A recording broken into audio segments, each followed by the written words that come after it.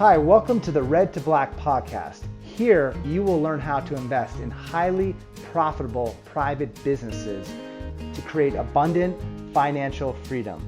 If this topic interests you, we invite you to subscribe to our channel. This podcast is hosted by Werner Minchel, ex-Marine aviator and current real estate investor, and Mario Parzino, current Marine infantry officer and business investor.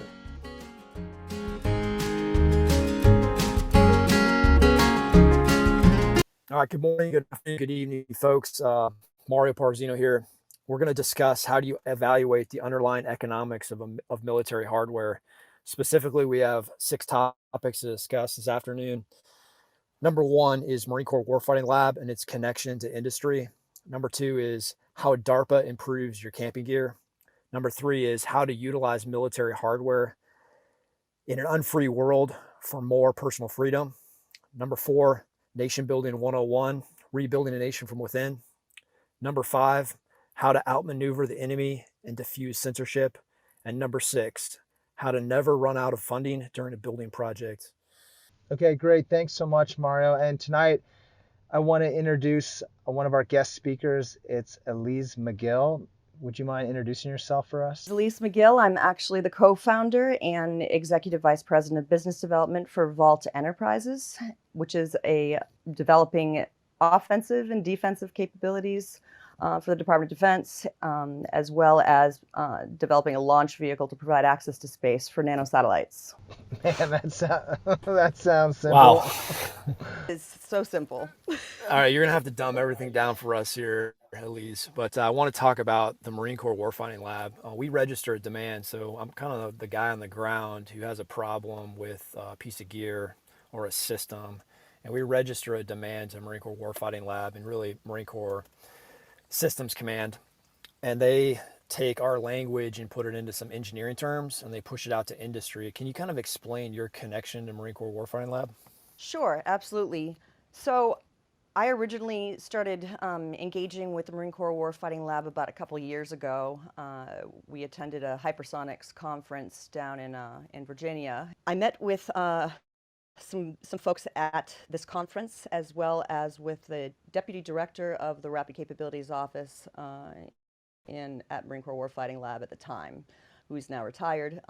We had connected previous months before, actually, developed a relationship, and we discussed our capabilities and what we were developing, and they were certainly aligned with the interests of the Marine Corps. And so it just so happens that when we attended this conference, and a gentleman was speaking from the Marine Corps Warfighting Lab, and he was vetting companies that were present at that day and had written the name down of our company. There were 3 companies, I guess, that he had written down, and we happened to be one of them based on what he had received from information for us. And so we kind of just circled back. We connected the dots between the deputy director of the Marine Corps Warfighting Lab at the time and the general who was speaking that day, and it moved out from there. So we had a meeting the very next day in Quantico, and it was extraordinarily productive. In fact, I really enjoyed working directly with the warfighters right inside of the lab, and they were able to articulate their needs, which was very different than our, the previous years of business development that we had done across the services. So it was much more intimate, and we got a much clearer idea of the ways that we could adapt our technology to meet their needs in theater. So and address evolving threats and provide a better product at a lower cost than some of the current systems that they're utilizing. Oh, I'm sure that impressed the Marine Corps when you said lower cost. We're so cheap. Yes, well, they're very focused at the S&T level and being able to demonstrate value, not only for the taxpayers, but obviously to be able to produce a system or systems of systems that are relevant to their needs that are currently unmet. Yeah, I'd like to go into that. So the Marine Corps is really into beans, bullets, Band-Aids, and batteries. But you are working with engine technology, and we burn a tremendous amount of diesel in the Marine Corps, and we're trying to become a little bit greener. But can you kind of explain what your company does with engines? Oh, okay. So, well, we had my business partner, Carl, is a propulsion engineer, and he started a company called Applied Thermal Sciences. It was actually established in '89, incorporated in '98, which is when we got our first government contract, DoD contract. And we had 3 core technologies at that under ATS that we developed and commercialized. Actually, one of them was commercialized, patented, and then sold to a company called ESAB in Sweden. We developed hybrid arc laser welding technology to modernize Navy shipbuilding with the support of our senators here in the state at the time. And we ended up winning a $22 million contract from General Dynamics BIW, and we had product that was delivered to the fleet. So our products that we developed with that hybrid laser welding technology for modernizing Navy shipbuilding was critical in our capacity to deliver the product in the end. So it was, low volume manufacturing. We were completely vertically integrated. And we have product that covers the tops, all the safety berms and personal protection barriers that cover the tops of all 3 DDG 1000s were actually produced by our company. And we beat out composites, and the Navy, of course, loves steel, so we were really able to provide them a superior alternative to traditional welding methods for the development of these panels and these safety berms. And then our second technology was an engine technology that's actually extraordinarily transformational it would have been transformational for our military had they continued to just finish off the development of it, but the graveyard that the Valley of Death, kind of, so to speak, comes into play here with respect to the engine. But we developed 4 prototypes of this. The Hypertech it's dubbed Hypertech engine, and the Navy wanted that engine for their unmanned sea surface vessels and provide them far greater efficiencies. So the engine was not my forte. I actually focused heavily on Vault from the beginning.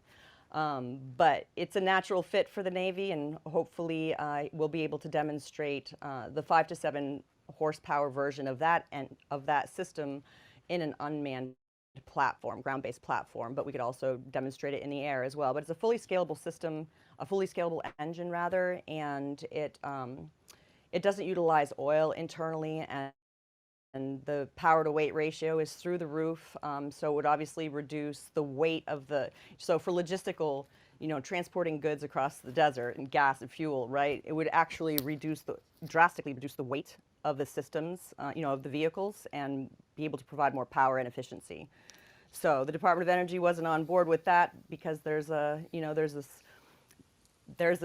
situation where they protect a lot of industries out there that are in existence and that don't want to be disrupted. And so the engine has taken a pause, but it's very close to demonstrating. So we're also going to be simultaneously pursuing funding to finish that off and get that to our military customers, hopefully the Navy. Is there any commercial application down the road? Oh, absolutely. The engine, anything that utilizes a traditional internal combustion engine can be replaced, essentially disrupted with this engine. And it can operate on any fuel and be made out of multiple materials. So for the UAV market, for instance, there are a lot of performance and cost life cycle problems with the engines. They're throwaways and they're constantly discarded. It's not sustainable by any stretch of the imagination, but this would be a perfect engine for the UAV market. For our military, I'm sure that you're aware of the systems that are utilized by the Marine Corps, and I think that they would be an ideal customer for this, for those mission sets that involve drones, UAVs. Yeah, Warner actually flew some UAVs in Afghanistan. You want to jump in here, Warner? I have about 600 hours employing UAVs, and a question I have for you, Elise, because taking it down to business, I'm just curious, can you take this to the civilian business market? I know guys traveling all over the world and adventure seekers, whatever it is, people, probably mostly in the film industry, they would probably love to use this type of product, so they're spending less money on fuel and diesel and whatever else. And so my question is, can you take the commercial market? And then I'm just curious, with your laser arc welder, I'm just curious what your profit margins are. What's the business model look like with your laser arc welder? And then also, can you take the engine to the civilian UAV world? Those are great questions. With respect to the engine and its transfer, its commercialization, the challenges really lie in the bureaucracy that exists across all these sectors where our technology would be disruptive. Mind you, absolutely, the goal would be to partner with like an airframe developer, and then we would like to develop a whole fleet of brand new unmanned air vehicles, and at a far lower cost for our military. I mean, the engine can be made out of graphite, so if you can imagine the disposability of it, there's a lot of really great mission sets that can be addressed that current engines cannot. For instance, because it doesn't utilize oil internally, it can operate in any orientation. You asked about the laser welding technology. Again, this was not my line of business while I was working with Carl. I actually worked for Carl at the time as a consultant and then as a full-time employee. They were just focused on trying to commercialize that technology, but they sold the patent, and then at the end of the road, when we were aiming to transition that technology for the modernization of Navy shipbuilding, we were stopped there as well. The reason that they gave was that it would disrupt the labor union, or they would have flack from the labor unions. But they didn't really provide us any reasonable explanation. The taxpayers had invested a lot of money to support the development of that technology, and it's amazing, But again, we maintain the engineering expertise for its applications, but we're not focused on. We sold that patent, and we're not actually actively trying to commercialize that as a business unit under Vault at all. But we do have it has a lot of space applications as well, for ground facilities. I mean, the engine tech, sorry about that. The hybrid arc laser welding technology, it can be utilized for roads and bridges, and the weight and the strength of the product in the end is superior to the use of traditional welding techniques. There's a lot of thermal deformation that comes into play with traditional welding, and it's also very high speed, our process. So there's not a lot of thermal deformation that occurs in the products in the end. But it has, again, I'm sorry I can't provide you with a plan for that technology, because that's just not our area of focus any longer.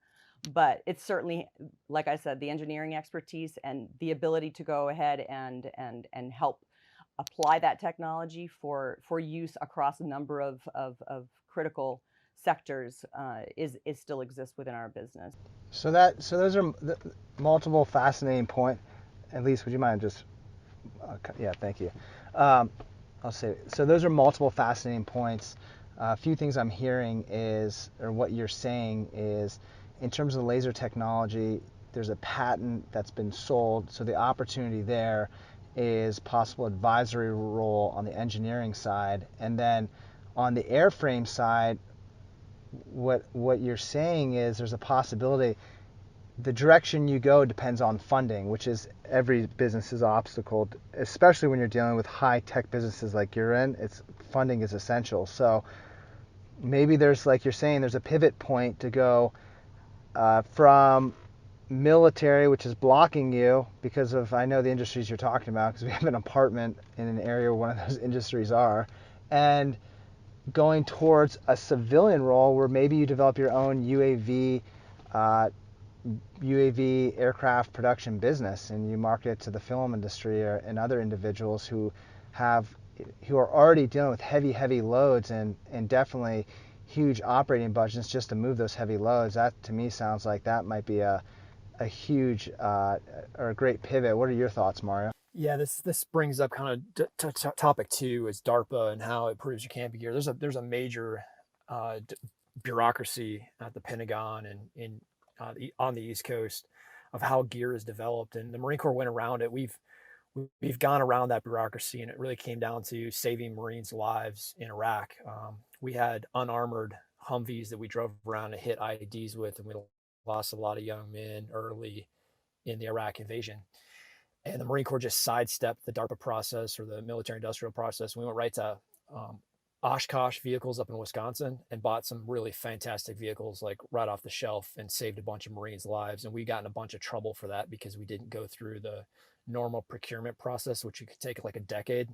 We just simply went out to industry. We wrote a bunch of checks and we got excellent vehicles. Any thoughts on that, Elise?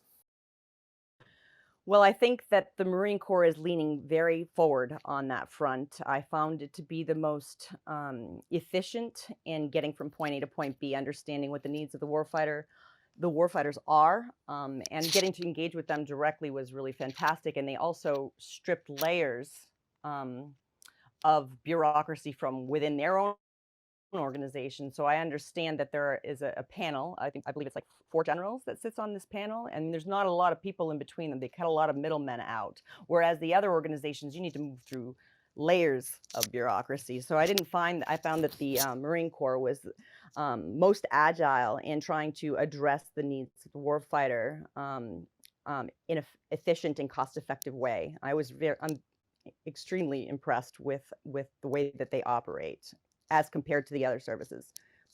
My personal experience. We'll take that as a compliment. So yeah, DARPA stands for Defense Advanced Research Projects Agency. Any thoughts on DARPA and their development of gear for the warfighter? So DARPA is a unique animal. You know, and again, I'm speaking from my personal professional experience with trying to work with DARPA and through DARPA, and we had advocacy internal to DARPA at the program management level. But the problem that I see with DARPA is that it's part of a larger mechanism for large programs. You know, they're very focused on the large programs as opposed to the more disruptive value add kind of technologies at least within the hypersonics realm. So a lot of the money flows in the same directions, and then it's a tiered structure, and the small to medium sized businesses that typically get awarded are within that structure in some way, shape, or form. You know, whether it's that they are being targeted for acquisition or they're bringing something to the table that then can be leveraged by the larger companies. And I tend to believe that that's, you know, a fundamental problem with our acquisition system as a whole, you know, because in order for our economy to be healthy and sustainable, as I'll use that term, even though I don't like to use it very often, but it's not sustainable to have the level of industry consolidation that we've watched unfold. It's not healthy for saving taxpayer money in any way, shape, or form. You know, it blocks a lot of opportunities, and it also blocks the delivery of capabilities that are critical to defending, our nation and our interests abroad. So I have a lot to say on this subject matter, but I don't know that I want to go too deep into it. Just trying to temper my thoughts here on that front. So you brought up something that'd be, it's great for our listeners, which is the difference between a bureaucratic funding system and an open free market system. Because if you took you're talking about different technologies and they go through this approval process, and I understand why, but they go through this approval process and maybe you get chosen, maybe you don't get chosen. Well, if you don't get chosen, you're up the river. If you're in the civilian private world and you're going to private equity, you can go to 100 people that say no, but then you find that one guy that goes, hey, I love your idea, and he or she says, yeah, we'll give you the money to do that. So, and I get it. There's also between the civilian and the private, the civilian and the DoD sector, there's also TS, SCI, all that type of stuff that's required to be navigated.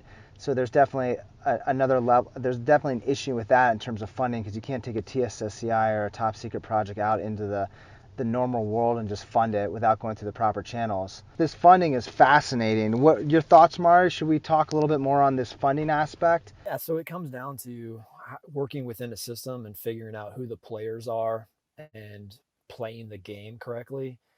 You got to admit, General Dynamics and Boeing, they have representation in Washington, D.C. and in the Pentagon. They have friends in the Pentagon. They hire out of the Pentagon. Where is General Dunford now? He's on the board of General Dynamics. Is that correct, Elise?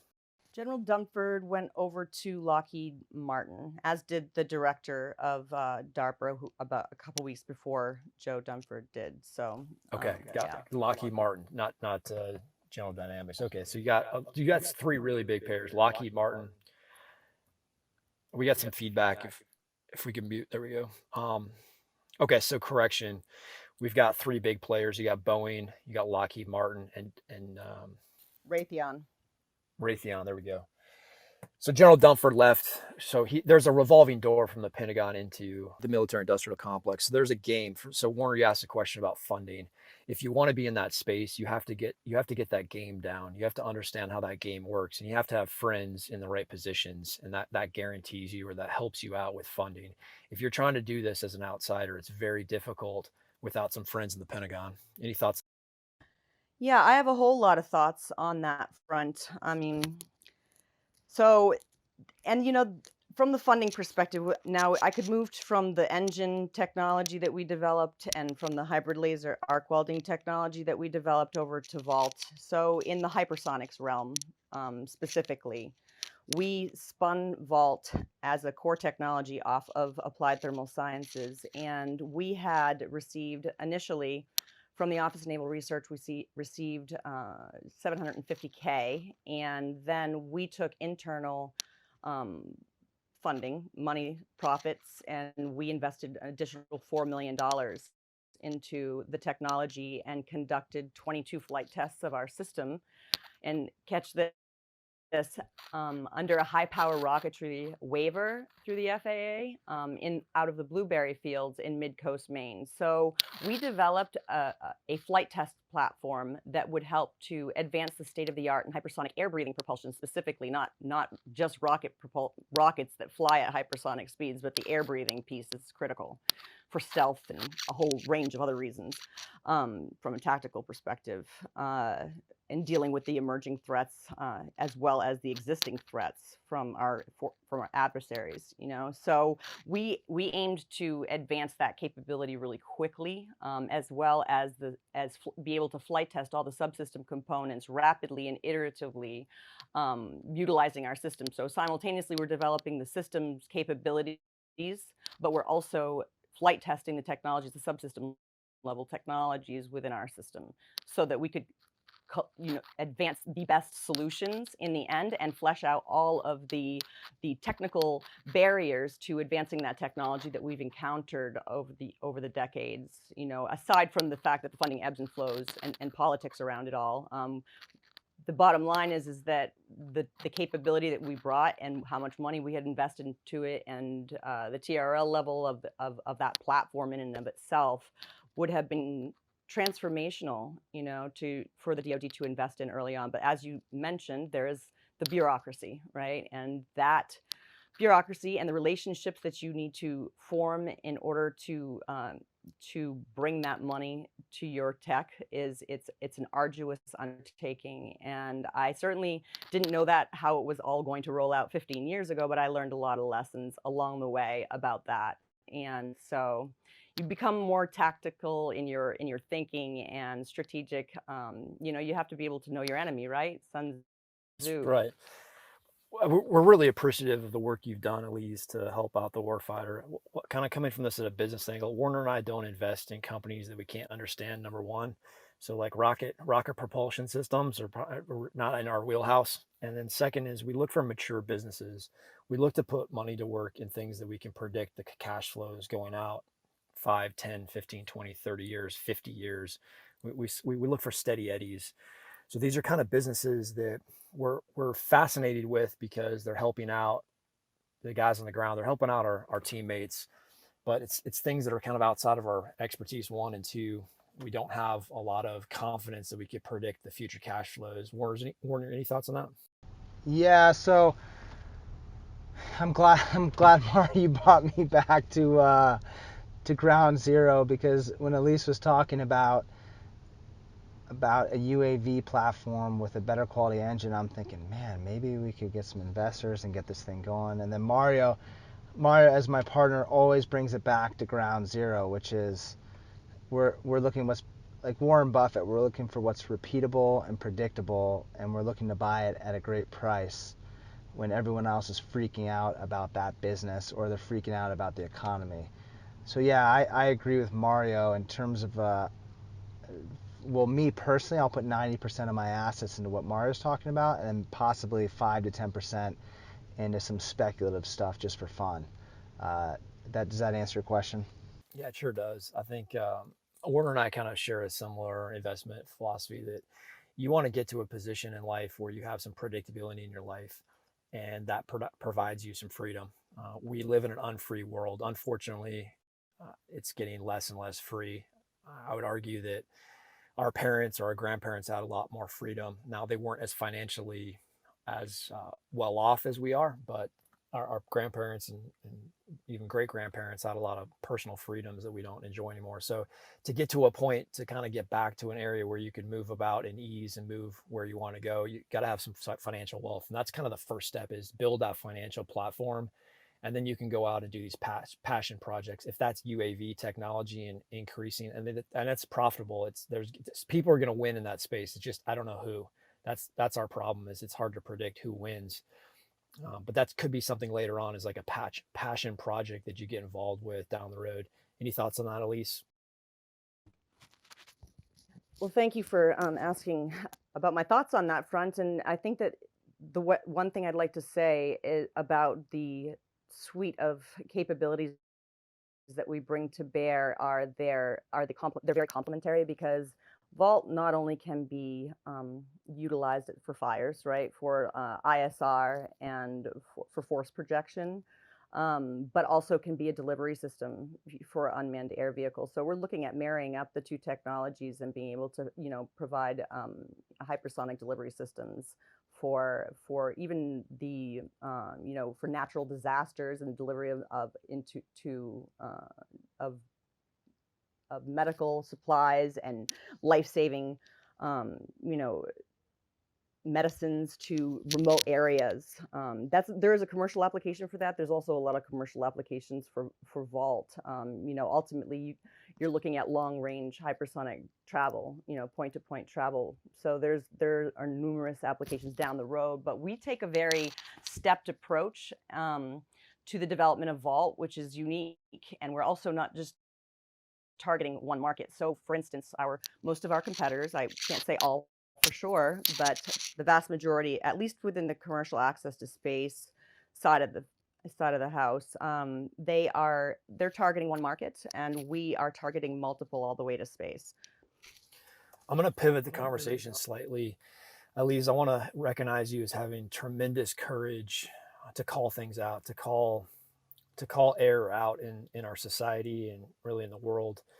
We've become friends kind of online first. Don't think we've actually met at Marine Corps Warfighting Lab. Maybe we crossed paths, but I don't remember you exactly. But you have tremendous courage that you've cultivated to call some things out in our nation, and that kind of transitioned us to our fourth topic, is nation building. Can you kind of explain your thoughts and the way ahead on the social media and how you're building your personal brand and growing your personal brand, and also having the courage to call things out? That's very kind of you for saying that. I really appreciate your acknowledgement of the risk that one takes when they decide to take a stand about something that is of tremendous importance and value to them.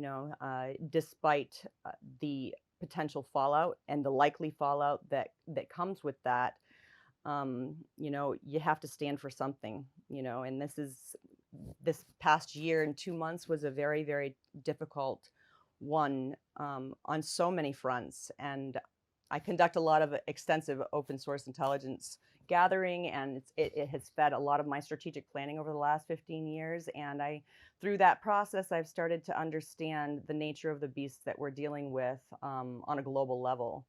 And I really believe that that if you put your heart into what it is that you're doing, and that you speak your truth, that the right people will come your way, like yourself. You know, you were very kind, and I can't tell you how much it warmed my heart when you reached out to me to thank me for what I was doing. And I've had the pleasure of meeting many folks who are also feeling the same way because I've done that. So I think that there is a brand element to it all. I mean, we're trying to flip a lot of things on their head with respect to not only our, you know, our disruptive technology, but how we take that and bring it back to the people. Like, I really believe that we owe it to our veterans, we owe it to our taxpayers who have experienced multiple decades of decline as they are right now again. And this is the worst of the worst, what's happening right now. And I really would like to help change that in some capacity. Does that make sense? Yeah, it sure does. Warner, can you jump in here and kind of give your perspective on communication, effective communication, how we can speak truth and love and do it in a way that's empowering people and not tearing people down? Can you kind of tie that into this? Yeah, so it starts off with what Elise was saying concerning starting off with your passion. That's essential. If you're not passionate, your communication is going to be weak, because you're going to be constantly second guessing yourself. You're going to be looking outward for others' approval. Should I be doing this? I don't know. What do you think? Those are all I would say weak conversations in your mind and going outward that will prevent you from, as we talk, Mario and I talk a lot about performance, which is creating a plan with measurable results, action items, and timelines. When you align your passions with your plan, your communication goes through the effing, that's not a swear word, Mario, through the effing roof. And what I mean by that is your communication, you may not be effective at getting your passion or your plan across, yet you are effective in your energy and your drive, and people will see that, and they'll give you the benefit of the doubt even if you're not communicating effectively.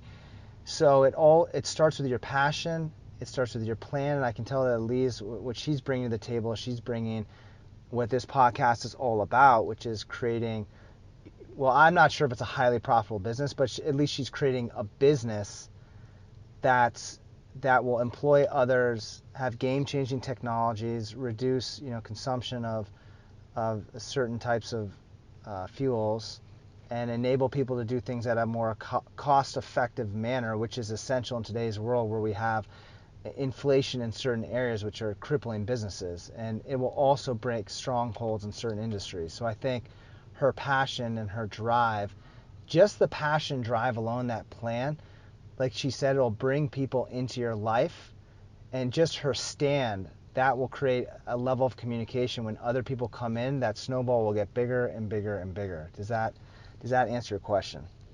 It does, Warner. Thanks for sharing that with us. I'd also like to talk about censorship. So Warner and I talk a lot in kind of code words or brevity codes, and also call signs. And we've kind of used that as we've gone through this last year and a half or year and a couple months to not get censored. So Warner and I will refer to things like the cerveza sickness, and no, we didn't have too many adult beverages last night, or we'll talk about an ejection, and it kind of diffuses the energy, and it makes people think, one, what are they talking about? And two, it lowers everyone's anxiety towards a political issue, and bring it just back into caring about people, caring about yourself, caring about others, caring about your family and your community. At least we kind of had an exchange online that got, let's say, taken down, and you were able to capture it and kind of show the world, hey man, we're being censored for just complimenting each other and speaking truth and love. Can you kind of describe what kind of our interaction and what you did to show the world? Thanks, Mario.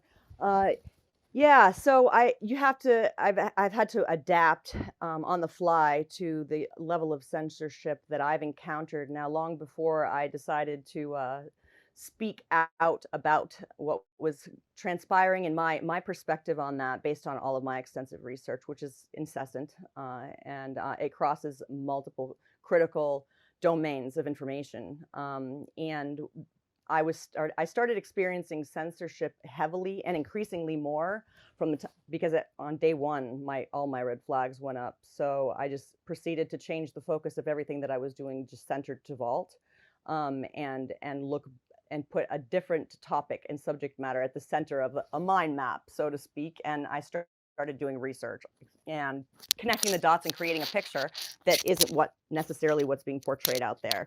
So yeah, I think it came down to about March. No, it was actually, I'm sorry, May timeframe. I started getting more and more heavily censored. By June, I couldn't even access through academic databases. We're being full-on scholarly articles that are published out there. They were stripping my information from my request. So if you do an interlibrary loan request or something, if they saw anything that triggered, you know, the wrong sorts of, you know, objectives, right? Or you look like you're headed towards discovering something that maybe they don't want you to understand, or put the pieces of the puzzle together about. They just started. I couldn't even use Google by come summertime without having major problems with being able to access the same information that several months prior I was able to access. So when it came to your exchange with me, that was a trick I had learned from healthcare, a medical professional that's out there speaking some truth to power. And there are multiple doctors trying to do that as well. Healthcare professionals, medical professionals, frontline workers, you know, and they're all being censored in one way, shape, or form. So one of those tricks, I mean, a lot of this is algorithmically triggered. So changing the language, like you referenced, can help to ease that, as well as being able to screenshot every post that you make, so that if you have some censorship that occurs, I don't believe that they're entirely geared towards the algorithms aren't geared towards being triggered by an image. They see language. At least that's been working for a few months. So CR, a friend of ours, is the person who actually taught me how to do that. So I've just been copying and pasting and doing that constantly. Every single post that I make that I know could trigger censorship, or kickback from LinkedIn is what I do. And CR is our friend who is in the medical community. He's definitely tied into the cerveza sickness. Can you kind of describe what CR's background is, and then the post that we responded to, and kind of had our exchange, and then what came out of that post, and how you kind of showed that to the world? Sure.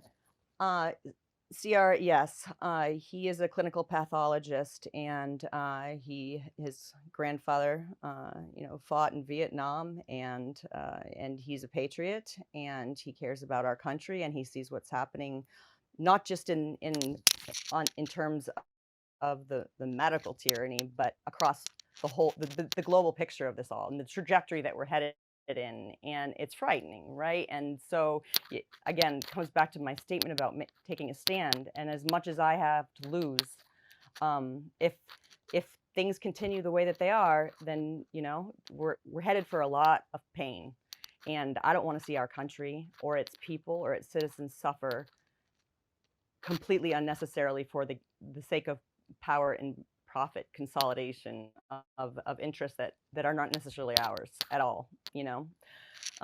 So CR was posting about an article that came out of NBC, that was basically a statement from Fauci. He was I think it had to do with masks and wearing masks 2 years from now, and people deciding to wear masks. If I recall correctly, was the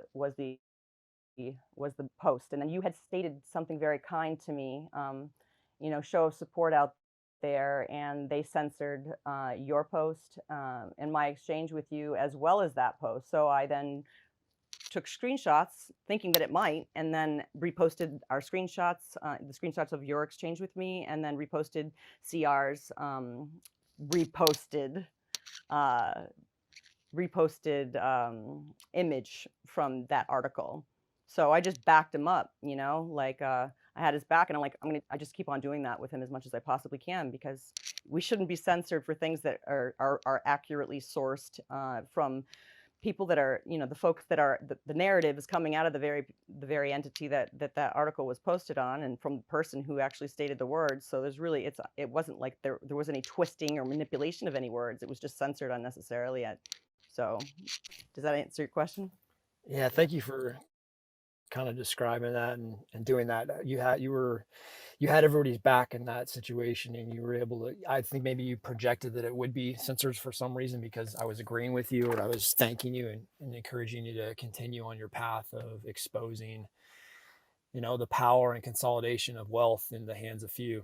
So I appreciate you doing that. And then I guess I'm going to transition us to our last topic of discussion. Before I do that, I just want to make sure, at least, you understand that you're surrounded by a bunch of friends. Even though we're miles apart, you have a lot of friends in this nation that are looking out for you, and there's no reason to be in fear. We're gonna operate with strength, and we're gonna come together. If that means we're all moving to Maine, or we're gonna move to Wyoming or something, that's what we're gonna do. Is we're not gonna operate out of fear. We're gonna do this with strength and power, because there's many of us. We're not outnumbered. So the last topic we're going to discuss is how to never run out of funding during a building project. I kind of come from a different angle probably than both Warner and Elise. I look at this as calculating the cost. So before I do anything, I look at what is the total cost. Let's back this thing out. And it comes from a physician. His name was Luke. He was also a historian many, many years ago, and wrote two books of the Bible, Luke and Acts. He's a major author by volume. That's actually more than the entire New Testament. It's just the two books that Luke wrote. So massive thinker, and he wrote some letters to Theophilus in Greece, or in somewhere in ancient Rome or Greece. Anyway, it's Luke 14:28. It talks about how to calculate a building project, and there's probably a metaphysical aspect to that as well. Warner, any thoughts on how to not get too far out of your skis when you're going through a construction project or a business venture? Yeah, so what it comes down to is creating a plan. And Elise, Mario and I talk about, I also have another website called Pro Guidebook. And in that website, I talk about what performance is. Most people actually don't understand performance at its core. The Marine Corps does understand that. Where they have a challenge is really inspiring people to operate in sort of an entrepreneurial environment. That's a whole nother subject. The point is performance is how I define is your effectiveness at fulfilling on measurable results by taking effective actions within certain timelines. So what that means is, let's say I want to do a building project. Well, I want to redo a fourplex. How much is it going to cost redoing that fourplex? Let's say I'm going to put in $300,000. Well, before I buy that fourplex, let's say now I'm thinking about buying that fourplex, I want to know that cost. Because let's say I buy the fourplex for $700K, I put in $300,000, now I'm at $1 million, right? Well, now I want to determine from those costs if the rents I'm getting for that fourplex will support those costs. And now I also want to determine those rents and future rents, does it give me a margin of safety if I lose a renter or two?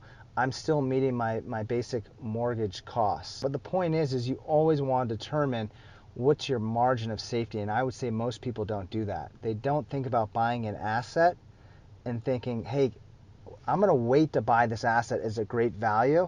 I'm going to put some money into the asset, and once I'm done putting that money into that asset, what's my margin of safety? Mara, your thoughts on that? Excellent points, Warner. You got it right. You got to first, before you're spending money, you did $1 million construction project up in Wyoming in September of 2020. And before you went into that, you had a detailed timeline, a detailed accounting of the costs, the labor, what exactly was going to go on in that project. And then you flipped it over and said on the back of the paper, what are we going to get if we put this $1 million into this? What are we going to get out of this? And is it worth it? And right now, a year later, or coming up on a year, less than 10 months later, you're at 99% occupancy in that building. So I congratulate you on that math problem you did in Gillette, Wyoming. Elise, I want to kind of pivot back to you. You've survived 15 years in ventures. You've kept your businesses afloat, and you've had to pivot, obviously, through multiple recessions. and different administrations. These projects last a lot longer than 4 or 8 years in one political administration. Can you kind of describe to our listeners how you've managed to fund your business and keep?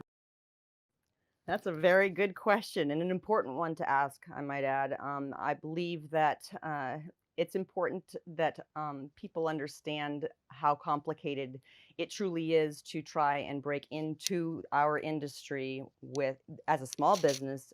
Um, that is not only challenged because of the cost of FAR-based contracting, which of course we can talk about contracting and the other mechanisms that are available on another podcast at some time. But the side of the funding model was originally we tried to go the traditional pathway. Okay, so most of my colleagues, and my counterparts in industry, they go the venture capital pathway. The venture capital community would not fund unless DoD funded. So we tried that first, right? And then in order to do their due diligence on our capabilities, they were leaving that up to the defense industry, to our military customers to vet and then be able to say, okay, yes, we sign off on this technology, and then they move into place, right? So it's kind of unique and backwards a little bit, but at the end of the day, we ended up investing. My business partner and reinvested almost another $500,000 into from 2014 when we spun off Vault Enterprises. So his life savings that he had accumulated through under Applied Thermal Sciences in order to get the funding that we now have from our government customers. So it was a lot of personal skin in the game and commitment and diligence. Just pushing the bill and never stopping. We had to invest all of our entire life savings into to be able to get to this point. So that's not a traditional pathway for most people, even especially those who have demonstrated a history of demonstrated success with, developing from a clean sheet of paper to commercializing disruptive and extraordinarily, advanced tech capabilities that are desperately needed by our military, by the way, and instead of being able to okay, let me back up on that. You might want to edit that out. I apologize for my stammering there. It's just hard because I look at the system in it. The whole military industrial complex is extraordinarily challenging for small companies, period. But when you add in the connection between how big industry, the big primes, fund all of the tech accelerators like Techstars and or isn't that Starburst? Those the entities that are ultimately have an interest in your technology, either acquiring it, or stopping it from coming into play, are influenced at that right down on Wall Street and on the streets of Silicon Valley, for God's sakes. They're all tied together. And so we had to look at how we might disrupt that model of funding. And we have great plans with respect to involving people on the ground. We are really focused on remaining a privately owned company. We'll also be an employee-owned company, and we are very focused on hiring and making successful the people within our company, everybody. So we're looking for a lot of great men and women who've served in our military to come join our team, and we really want to help give back to solve the problems that are claimed to be unsolvable by Congress, and our local politicians. And so we're just going to we're also going to be targeting STEM education across the country. Really, we've been in decline on that front. We haven't advanced our curriculum in engineering, for example, since the 1960s, and sort of everything else has gone by the wayside along with that. So how do you help facilitate a continuous innovation and entrepreneurship, and then avoid the same complications that we had with breaking into the industry? So it's about building that ecosystem and ensuring that they understand, aligning yourself with people who understand the model that you're trying to bring to fruition is of benefit to them as well. So we're going to be giving a lot of the profits of, especially our military markets, like the applications, the commercial applications for the units that we're going to be demonstrating here over the next couple of years. Those we're going to be giving a portion of our profits back to our men and women who served in our military and the communities from which they hail, and trying to support intrapreneurship within our company and continuous innovation, because we have a lot of IP that we already need to commercialize, but we want to make sure that people have the opportunity to grow themselves within our company, as well as provide new space entrepreneurs an opportunity to participate in this industry, which is extremely exclusive and leaves out a lot of people. So does that make sense? It does. You brought up some really interesting points, Elise. Yeah, the way you guys have gone about this is really the backbone of our country. Small businesses, they account for less than 50% of so there's less than 50% of the economy comes from small businesses, but it's like 43 to 47%. It's a number that escapes me right now, but it's a large percentage of our economy is small businesses. Those businesses have 50 or less employees. They're kind of the backbone. They really are the backbone of our economy. If we don't produce goods and services and compete, our GDP is going to go down and continue to decline, and it's going to really cause a lot of havoc. Warner and I have discussed this in great detail. The most dangerous thing in the world is a young man without a job. That you go to any community, any third world nation, you find a lot of young men that are unemployed, and it's a nightmare. So your courage to go out there and self-fund and build this business up from the ground up, and your business partner basically putting his life saving into this business, although it's not an approach that Warner and I take, we have tremendous respect for that approach. And if it doesn't work out, nothing's guaranteed in life. Anything can fail, but we always can fall back on our skills, and we can just homestead like the Amish do in Pennsylvania or up in Maine where you're at. Warner, any thoughts on that?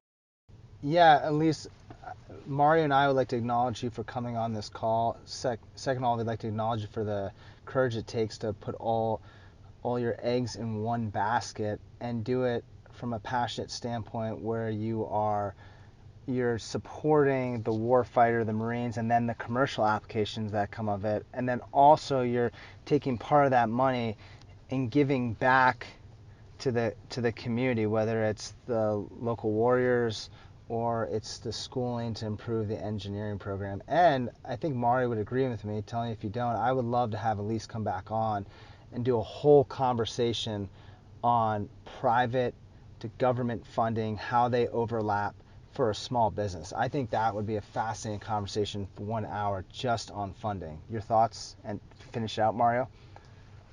Absolutely. Yeah, we're gonna bring Elise back on. She'll be a hit on this podcast. We'll give you the closing words, Elise. It's been we're coming up on an hour, so you'll have the last the words here. But thank you again for coming on and sharing your thoughts with us. We really appreciate it.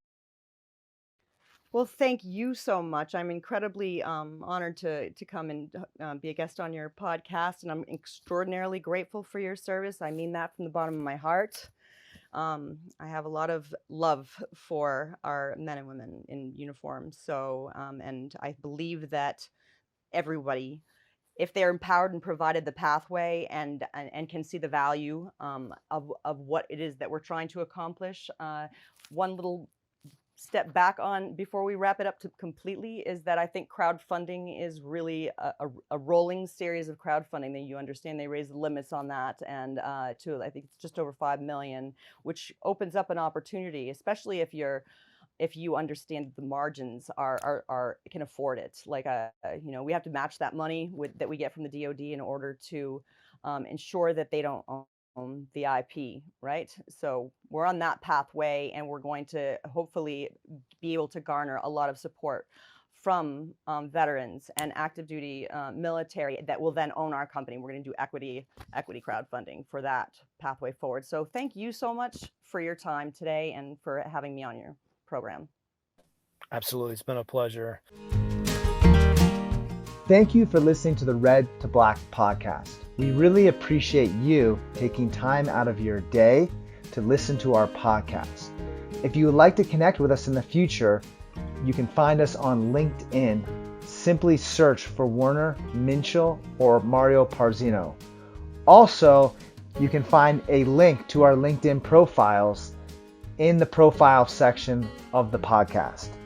Thank you again for listening, and we look forward to connecting with you in the future.